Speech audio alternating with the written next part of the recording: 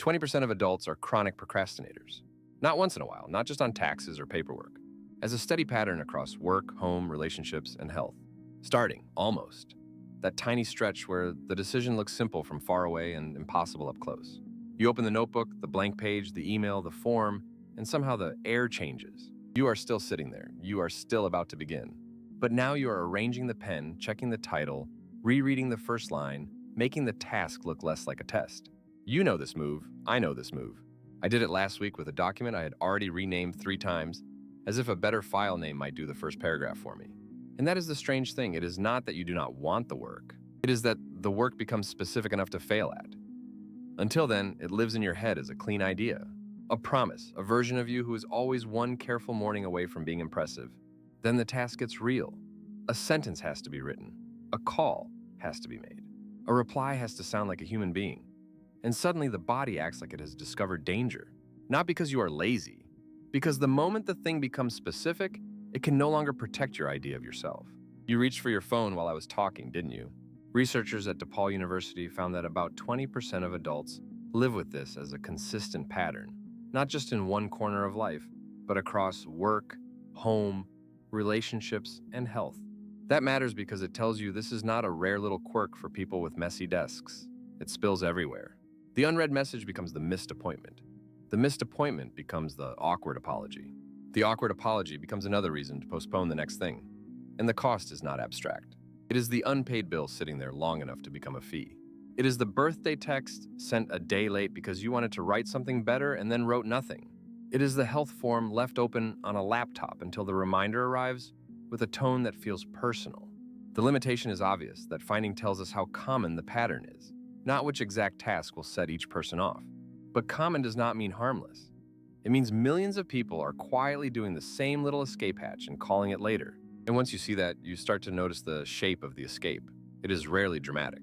It is usually small and civilized. You do not run from the work. You tidy around it. You refresh the inbox. You decide the kitchen counter needs to be clear before you can think. The counter looks productive. It feels respectable.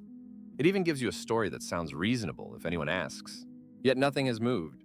The work is still there, waiting behind your own politeness. Carleton University researcher Peichel has shown that procrastination is not really a time management problem. It is an emotion regulation problem. People avoid tasks because the task feels bad, not because they lack time. That is the part people hate admitting, because it makes the whole thing less flattering. There is no noble scheduling issue here. There is a feeling issue. The email might make you feel exposed. The draft might make you feel dull. The phone call might make you feel behind. So you do the thing that changes the feeling fastest. You escape the sensation, not the assignment. And for a moment, it works.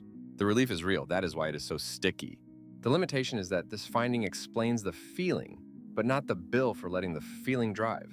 And the bill is larger than the original task. Because once you teach yourself that discomfort means delay, your life gets crowded with little unfinished edges.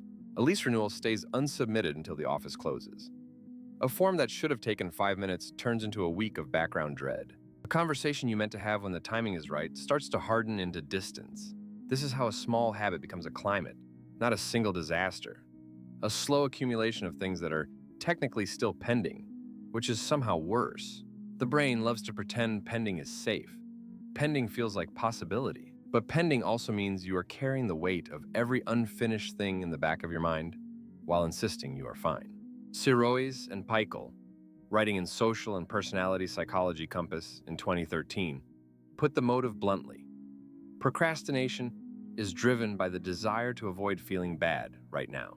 Not laziness, not poor planning, mood repair that future you ends up paying for. That sentence should bother us a little, because it explains why the habit can feel so rational in the moment. Of course you want to feel better right now. Of course the brain reaches for relief the way a hand reaches for a warm mug. The problem is the payment plan. Future you gets the full invoice. Future you gets the late night. Future you gets the rushed work, the thinner apology, the second attempt with half the energy. The limitation is that this does not tell you which feeling you are escaping in every case, only the general pattern of escaping itself.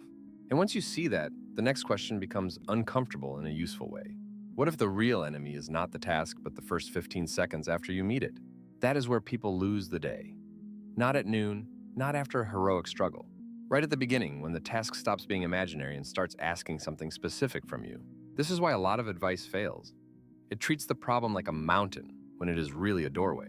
You do not need to become a different person before you begin.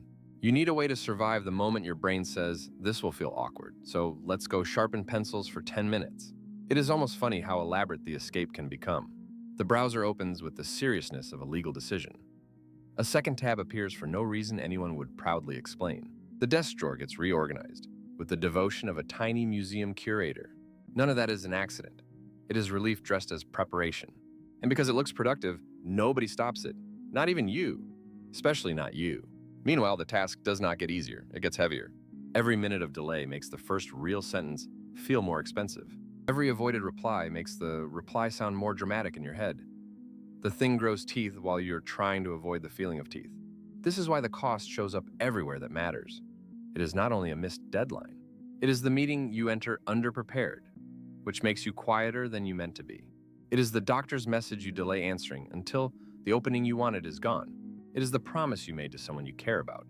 Then quietly let age in the inbox until you have to say sorry in a tone that sounds almost rehearsed. And because the habit works once or twice, you keep trusting it. You keep believing that if you can just get your mood right, the work will start itself. But the mood is never permanently right.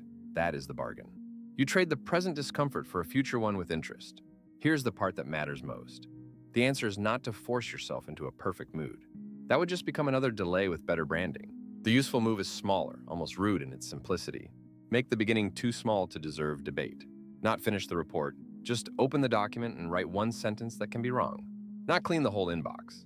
Just answer the oldest email with one plain line. Not get your life together. Just set a timer for 5 minutes and stay with the task until the timer ends. Even if what you do is embarrassingly modest. Why does that work? Because the brain is not really arguing with the job. It is arguing with the feeling attached to the first contact.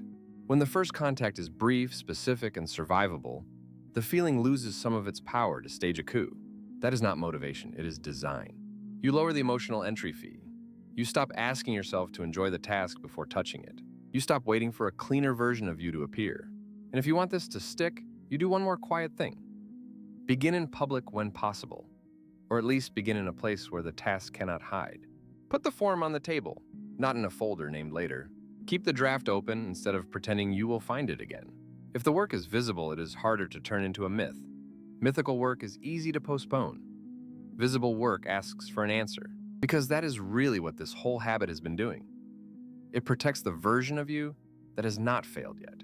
It lets you stay in the comforting space where the task is still pure, still untouched, still potentially brilliant. The moment you begin, that protection ends. Now there is a version with a first draft, a version with a clumsy message, a version that tried and found out exactly where it is weak. And that is the part we avoid, not the work itself. We avoid the moment the fantasy meets the page. So the trick is not to become fearless. It is to stop giving fear the job of deciding whether the task may exist. Start badly on purpose.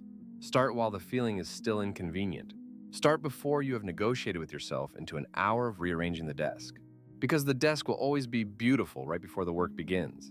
And the work, inconveniently, will still be there. 20% of adults know that feeling so well it has become part of the furniture.